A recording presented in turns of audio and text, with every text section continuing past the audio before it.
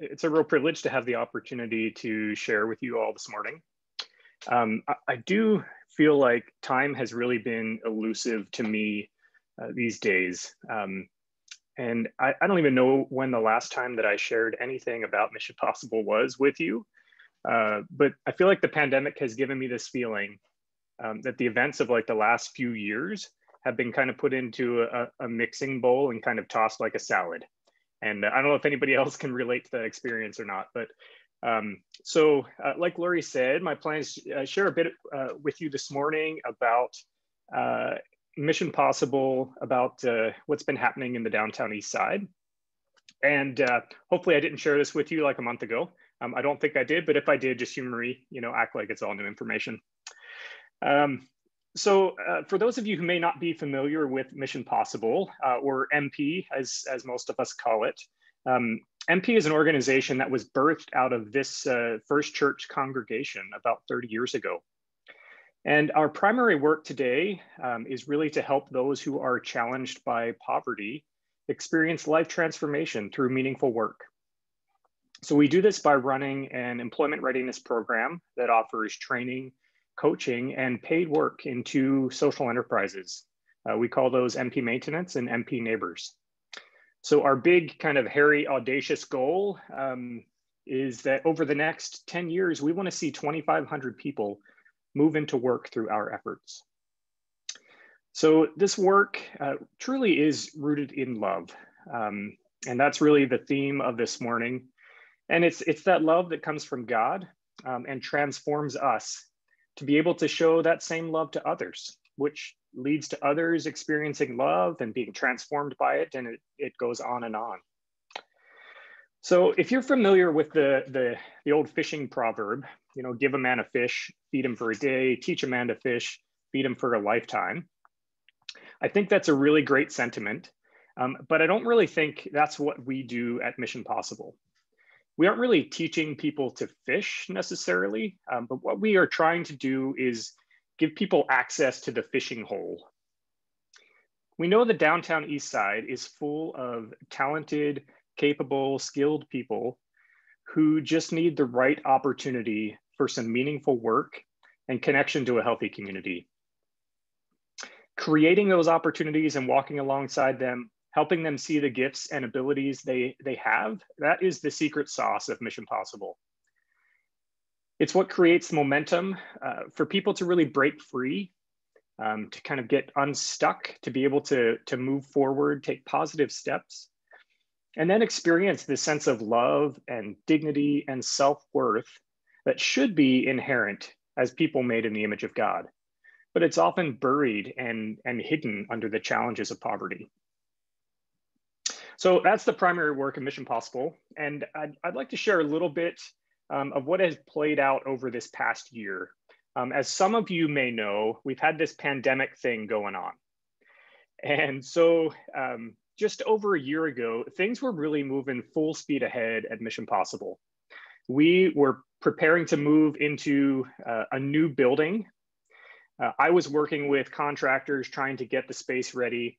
We had big plans for how the new space would help deepen the connections that we would have with community members. Our employment readiness program had a record number of people in our workshops. In addition to our 30+ staff members, we had over 60 people employed in our social enterprises in transitional jobs last March. So we were planning to create employment opportunities for over 100 people in 2020, and we were bursting at the seams. So I took the week off over spring break, planning to do some local outings with the kids, catch my breath, take a little break, before wrapping up these renovations and preparing for a move. And you all know what happened next. Our province essentially got shut down. And although I was on vacation that week, I think I worked more that week than any other. And it was, I think, by far the longest, most stressful week of my life. I shifted into kind of worst case scenario planning mode. As some people, that's kind of instantly where they go. I was trying to make sure I could, get out in front of any challenges that may come up. And so I was trying to figure out what's going to happen if we have to close Mission Possible's doors. I was calculating how long we could afford to pay our employees, how long until we had to lay them off. What would be the impact to our people? Who was essential, who wasn't? How do we keep people safe? What if staff or community members catch the virus?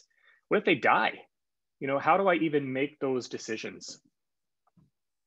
I know that many of you were likely in the same boat, trying to figure out how do we cope with this new reality. Anxiety was in abundance and uncertainty overshadowed everything. Lots and lots of praying happened. Well, we instituted safety protocols and a few of our staff teams started to work from home. We offered to let any of our transitional employees pause their work and come back when they felt more comfortable. And none really were eligible for the CERB benefit, but we wanted people to have that option in case they had health concerns of their own or lived with people who had health concerns. And over half of the people who were working in our transitional jobs took us up on that. So we as a team stopped using vehicles to transport people around the city to do the work that we were doing. And the people who remained and continued to work did work that we could access on foot. We were committed to keep our people safe, but also knew that our work needed to continue. We didn't know at first, really how important that was going to be. I then received some requests from the City of Vancouver for us to offer even more support to the community. Our MP Neighbors team that does daily walkabouts, patrols through the downtown east side was asked to scale up and offer additional services. They also asked our MP maintenance crews to increase the amount of litter pickup we were doing. And as I already mentioned, we were down in manpower. So let me paint a picture of kind of what was happening more broadly in the downtown east side. So the downtown east side is a community of about 20,000 people, and over half are experiencing poverty. Thousands live in single room accommodations that often share washrooms that may or may not be functioning. And they share those with dozens of other tenants on the same floors. Others were living outside in tent cities, first at Oppenheimer Park, then down by the waterfront, then at Strathcona Park. The drop-in centers, the community centers, the libraries, businesses, everything that the community relies on to keep it afloat, either closed completely or would not allow people inside and reduce their services. And of course, those who were, those were the places that had the washrooms that people use, the places where they could wash their hands. So if you pass through the downtown east side in the spring and summer of 2020, it was really chaos. The only place that people had to gather was on the streets. And it was kind of like a ticking time bomb that was really ripe for a pandemic catastrophe. And so I ended up starting to meet 3 times a week with dozens of other organizations as we worked on a coordinated effort to share supplies, share information, share financial resources, and really to support each other with this real challenge that was just kind of seemed like it was percolating. This new reality was really overwhelming to almost everyone. But the experience of those in the downtown east side was varied among the residents. While many who were working with us recognized the danger that the virus had and the potential that it had, and they took it seriously, for many on the streets, it was pretty well impossible to get them to really care about COVID at all. I mean, imagine you don't have a home, you're struggling to find food, you're literally working to survive day to day. Getting worked up about maybe catching a virus that may or may not be life-threatening was really just another day. So on top of the challenges of COVID, the community has been experiencing the opioid poisoning epidemic that has taken thousands of lives over the past few years. And the community felt that really acutely. You know, this was just another pandemic on top of, you know, this other epidemic. So, you know, it's hard to meet someone in the downtown east side who hasn't lost a friend or a family member to opioid poisoning. So, you know, those are the extent of the challenges. And it's no wonder that so many felt just a deepening sense of despair in the downtown east side. It's hard not to feel completely powerless with the amount of heartache that really abounds. But that's not the whole story of the last year. There have been numerous bright spots, and I'd like to share just a few of those with you. So as I was mentioning, I was working on these renovations, and our team was preparing to move into a new space. And we were able to cram a 3-month renovation into 6 months. And we were able to finally move into our new space this past August. And once the contractors were able to actually get the work completed. So this move into the new space allowed us to restart our workshops and our other programming that had stopped back in March. So while we have space and we were hoping to have 25 people at a time in our workshops and really be able to ramp up what we were doing, we had to settle for a maximum of 6 because of physical distancing. But our team compensated by offering our workshops more frequently. And we've had a steady stream of people coming to work with us once again. Just on Friday of this last week, we had 7 new people going through orientation. So thanks be to God. We were also able to get all of the personal protective equipment and supplies that we needed to keep our team safe. We were able to share that as well with the community as we were able. And up until a week ago, we did not have a single case of COVID on anyone on our team. And it felt miraculous. Other organizations around us, it was going through their organizations, and we were anticipating that we were going to get hit with it. But it was amazing. Back in early March, our frontline workers were given the opportunity to get vaccinated, and I won't forget the feeling that I'm telling my board members that members of our team had just gotten vaccinated. I'm even getting worked up thinking about it right now. I was fighting back tears and really didn't realize the weight that would be lifted off my shoulders when that started to happen. And fortunately, our staff member who recently has contracted COVID from a roommate of his was already vaccinated, and the symptoms have been very mild, and it has not spread to anyone else on our team. So thanks be to God. Our food programming and our food provision over this past year has also been a real bright spot. We had a really incredible church, the 1920 church in South Vancouver, had volunteers that were so committed. They came week after week, and they knew the potential risks, but they, practiced the protocols that we had in place, and knew that the need was ever present in the downtown east side. And so our power breakfast program that we run every Saturday went from our normal 100 meals to an average of 250 to 300 every week. So lots of increased need. In addition to that, we also had more and more food that came from the food bank that we were able to share with the community, and allowed us to create a much more substantial food pantry for the transitional workforce that we have. We also received some new funding over this last year, and we're able to provide lunches every day for our participants. And just want to say thanks be to God for that. A new thing that we started this past year was our women's track. So we've have our employment readiness program, which has been open to anyone. It's a co-ed program, but this last year we've started this women's only track that runs parallel to the co-ed track, and is tailored specifically for women, many who have experienced violence and trauma, and it allows them to journey through our program with only women instructors, coaches, and supervisors. And that has been really, really amazing. So thanks be to God. We were also able to keep providing life-changing opportunities without laying anyone off.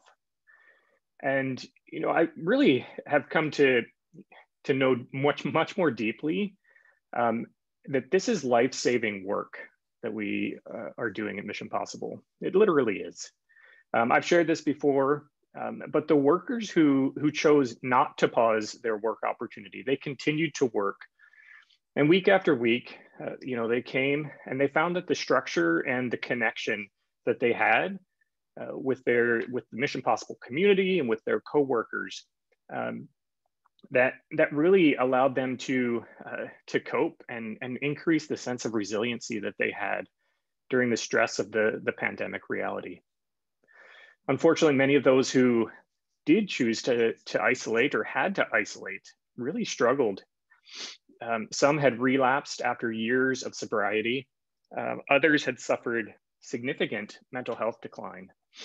But this unfortunate reality just highlighted the fact that there is real significance in meaningful work, and the opportunities, you know, they provide this sense of connection and purpose and belonging, and it really lays the groundwork for life transformation. And finally, another bright spot is that I have to report, as executive directors do, that thanks to the generosity of our supporters, we weren't eligible for the Canadian Emergency Wage Subsidy. So while it would have been fantastic to have 75% of my team's wages paid by the government for a number of months, we weren't eligible. And, you know, due to the commitment of our supporters, we didn't have a decline in our financial support throughout the entire last year. And I'm so grateful to so many of you who have supported us in that and continue to invest in this vital work. You know, to be honest, we had anticipated experiencing a really significant financial loss in this past fiscal year that would have exhausted all of our financial reserves. But I am pleased to say that we actually ended our fiscal year this past Friday with a surplus, not a loss. So thanks be to God. I want to share two quick stories with you. And the first one is actually a video. And so this is an opportunity for you to hear the words of Nicole's experience and a bit about her life in her own words. So if I can get this to work properly, I will let Nicole share this with you.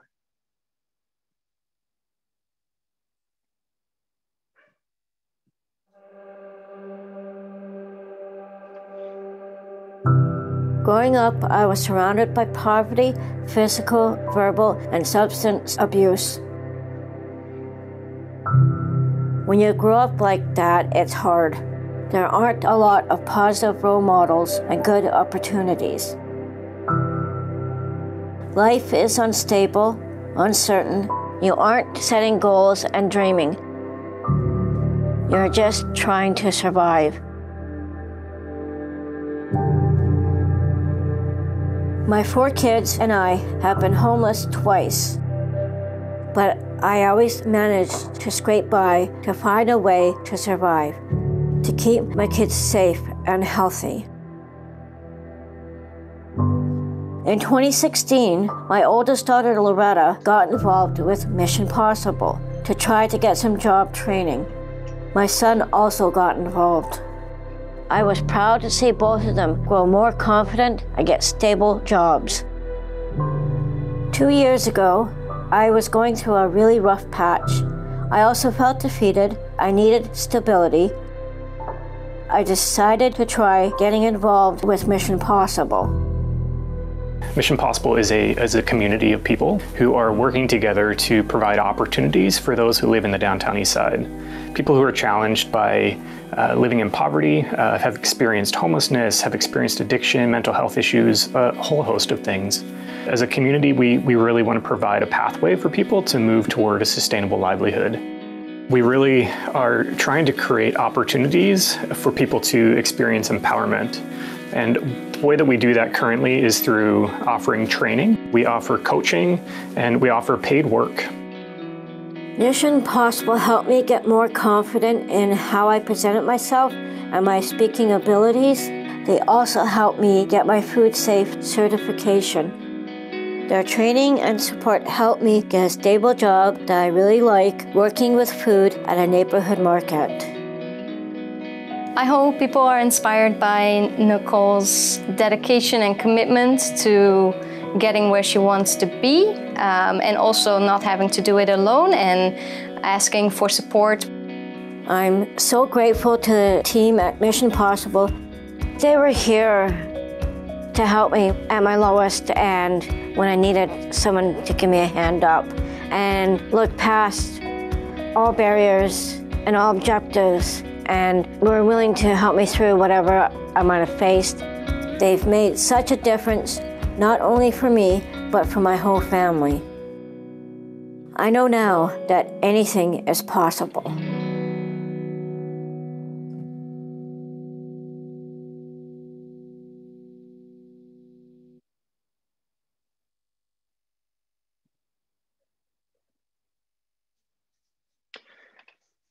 So that's the really the story of Nicole, who her kids were the ones who invited her into this, and Nicole was able to experience just the love and care from a community that believed in her and supported her, and her life has been changed by that.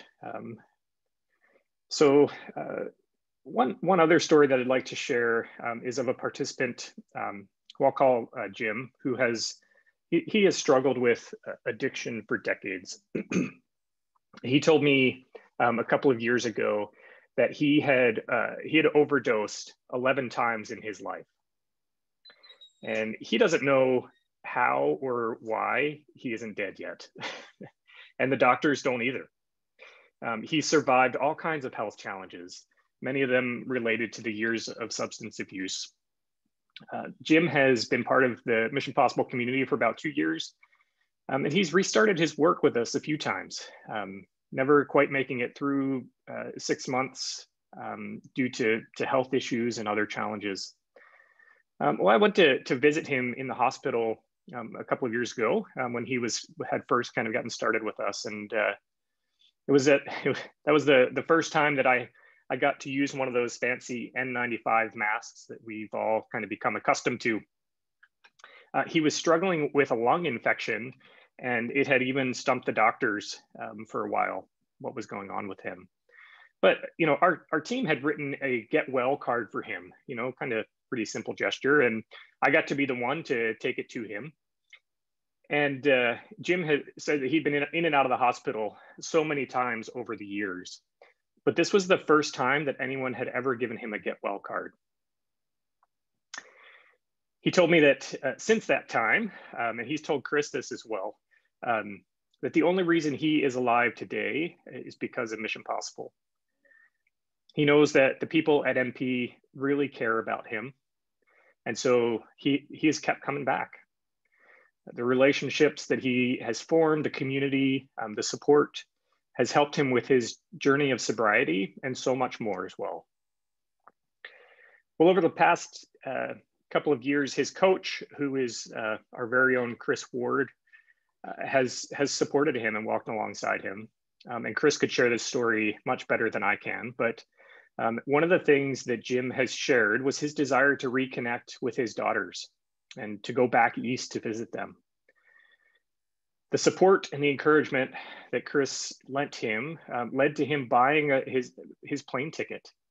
And he is today, right now, after not seeing his daughters for 25 years, he is back east visiting with them and meeting his grandkids for the first time. In Chris's words, this is a story of love's redemption. His daughters never gave up on him. The community at Mission Possible never gave up on him and provided a place of acceptance and belonging. And the love that people have shown him has changed his life. As we end today, I just want to ask you just a couple of questions and just give you just a moment to think about this in your own life. In what ways has God's love transformed your life?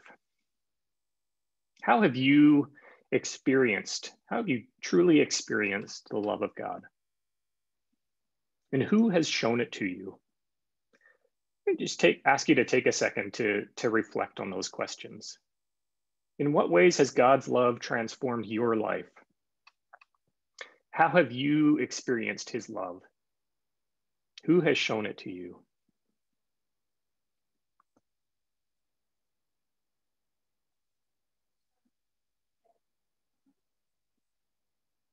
And the second couple of questions that I have for you is, how does God's love flow through you? How do others experience his love through your life? Who do you show it to? Those are real questions that are at the center of what it means to be abiding in God, to know his Son, to be changed by his Spirit. Brothers and sisters, in the words of 1 John, if we love one another, God dwells deeply within us, and his love becomes complete in us. Perfect love, as Eugene Peterson says. Will you pray with me this morning? Creator God, we know that you have created us out of your love. We know that out of your love, you redeemed us. You freely give your love to us, never controlling us, but only caring for us. Help us, Father, to know and experience your love. And help us to live with this same love, to offer it freely, knowing that it is transformative and it is redemptive. And we ask this in the name of your Son, Jesus. Amen.